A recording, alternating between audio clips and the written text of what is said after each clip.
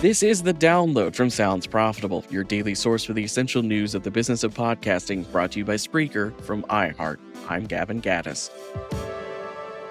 Here's what you need to know for today, Wednesday, October 16th. Before we get into our first story, a quick heads up. Panel submissions are now open for Podcast Show London. Sounds Profitable is proud to announce we'll be hosting a private event the evening before for our partners.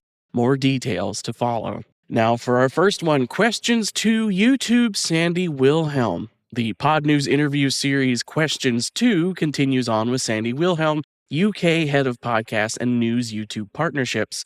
Similarly to last week's interview with a Spotify representative, James Cridlin asked Wilhelm how important RSS is to YouTube. She says it's important, simplifying delivery of podcast content onto the platform.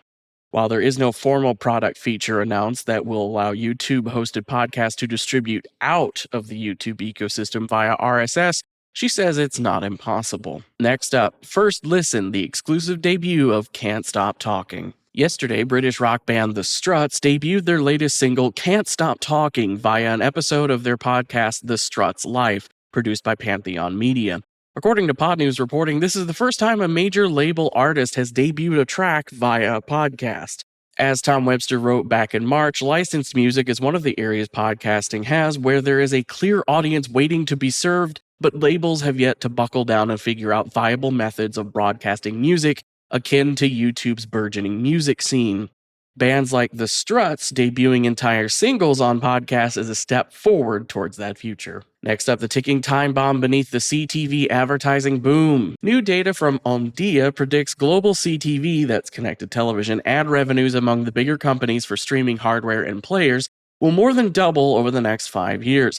Good news for Roku, who, despite being one of the biggest names in the industry, has experienced declining revenue growth and profitability. One plan to turn this around involves a partnership with The Trade Desk to increase demand and fix their around 50% fill rate. As third-party data continues to decline in value, CTV companies like Roku will need more ways to get audiences in front of their increased demand. Podcasts could be the answer, with leaned-in audiences ready for a rewatch podcast to be the next reason they watch through a completed show on streaming. And finally, how NFL and Webtoon cracked marketers' most elusive target, Gen Z. Last week at Advertising Week New York, one question on everyone's mind was how to connect with Gen Z, who, according to the article, spend more per capita than any other generation. Brands like the NFL and Webtoon have achieved this by tapping into strong fandom culture many Gen Zers are a part of.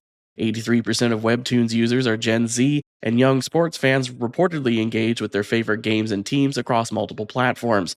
Said VP of Growth Audiences at NFL, Sarah Bishop, quote, "We're constantly looking for ways we can future-proof our business and reach the next generation of fan," end quote. Podcasting's personal nature takes direct advantage of fandom connection, from hosts creating shared community around a particular show to the strong presence of fiction podcast fans on sites like Tumblr and X.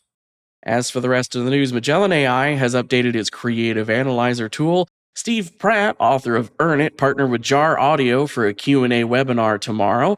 Inside Radio explores the developing technology powering podcasting. Number 8 and Gameloft for Brands have partnered to create gamified ad experiences.